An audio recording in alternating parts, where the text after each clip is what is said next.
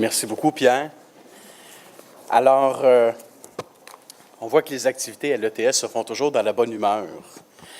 Alors, merci beaucoup, merci beaucoup, Pierre, pour la présentation, pour effectivement souligner les réussites de l'École de technologie supérieure. Je suis sûr que, en tant que directeur général, on est vraiment fiers d'une institution comme celle-là. Alors, je veux souligner également donc la présence, je ne les nommerai pas tous, mais des membres du comité de direction de l'ETS. Mais je ferai une petite exception pour Mme Francine Verrier, qui est aux relations avec la collectivité, parce que, vous ne le savez peut-être pas encore, ce n'est pas nécessairement très public, mais Mme Verrier a été nommée par la Ville de Montréal récemment comme toute nouvelle présidente du Centre local de développement du Grand Sud-Ouest. Alors, le Sud-Ouest, Verdun et La Salle. Alors, toutes mes félicitations devant vos gens.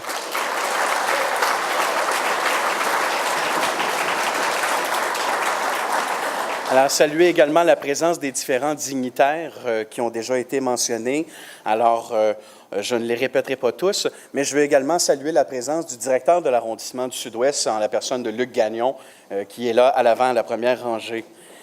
Alors, je suis très heureux de me retrouver parmi vous ici pour cette première soirée de reconnaissance donc du Fonds de développement durable de l'Association étudiante de l'ETS. D'entrée de jeu, je veux vraiment féliciter les membres du comité de gestion du fonds qui ont vraiment fait un travail exemplaire, qui ont déployé des efforts considérables ces 2 dernières années pour faire la promotion donc du Fonds de développement durable. Et je veux souligner, on l'a déjà fait, mais je pense que vraiment ça vaut la peine de les applaudir de nouveau. Les 2 fondateurs que j'ai pu rencontrer tout à l'heure, dont j'ai fait la connaissance, alors Marc-André Beauchamp et Simon Desrosiers, 2 personnes fort aimables, mais surtout très engagées dans leur communauté. Alors, on peut les applaudir de nouveau, je pense, vraiment bien.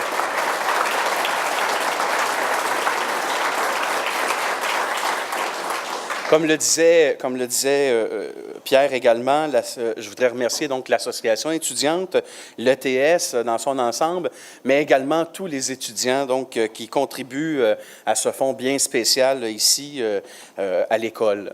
Alors, c'est une implication qui mérite vraiment d'être soulignée ce soir, puisque cette initiative-là est importante, premièrement, mais deuxièmement, elle engendre des retombées positives locales intéressantes et même internationales parfois dans certains cas.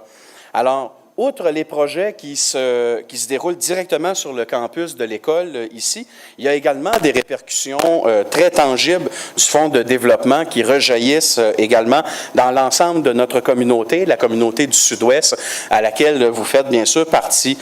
Alors, c'est un fonds qui a financé le club étudiant Déclic, comme on l'a dit au début à l'ouverture, mais qui mène également lui-même plusieurs projets dans la communauté, donc avec la population qui entoure l'ETS, dont bien sûr le toit solaire avec l'Ancre des jeunes, un organisme vraiment très important en matière de raccrochage et de persévérance scolaire chez nous.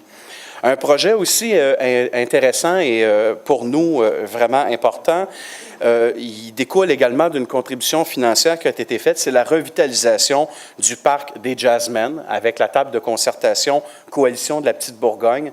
C'est un projet très important, c'est un projet qui est très structurant et qui s'inscrit à l'intérieur d'un projet Quartier 21. Il y en a plusieurs comme ça à Montréal et au Québec, mais celui du Sud-Ouest, donc dans la Bourgogne, la Petite Bourgogne qui vous entoure, c'est le projet Sentier de la Bourgogne. Alors, c'est un projet qui est très structurant et on est très content que vous soyez partenaire dans ce projet-là, important pour la communauté.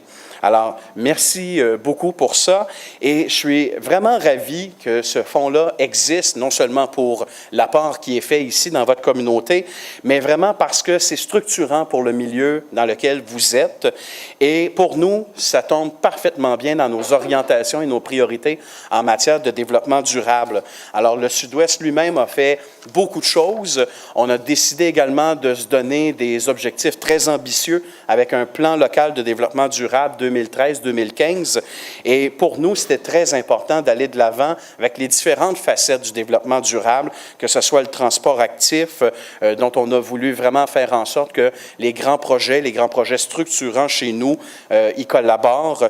Même chose également avec le vélo en libre service Bixi, Au début de mon mandat, en 2009, on avait 5 stations. On est maintenant à 33 stations dans le sud-ouest et c'est nous qui avons la plus forte progression. On parle souvent du plateau Mont-Royal, mais dans le sud-ouest, on se positionne également très bien. Alors, c'est un apport pour notre communauté. Il y a plusieurs choses également, dont des initiatives en environnement. On a retiré l'utilisation des bouteilles d'eau chez nous. On valorise davantage l'utilisation des pichets. Alors, beaucoup de choses comme ça, structurantes, et qui font en sorte que pour nous, le fonds comme tel, ici, fonctionne très bien avec nos valeurs et nos objectifs. Alors, en terminant, je veux vous dire merci de nouveau. Merci également de faire en sorte qu'on ait pu récolter 150 000 $ cette année. C'est une somme vraiment qui est très importante, qui est importante pour vous, mais sachez également que c'est structurant pour le milieu. Je pense que le mot-clé de mon élection était très souvent structurant. Alors, merci beaucoup et continuons ensemble le développement durable.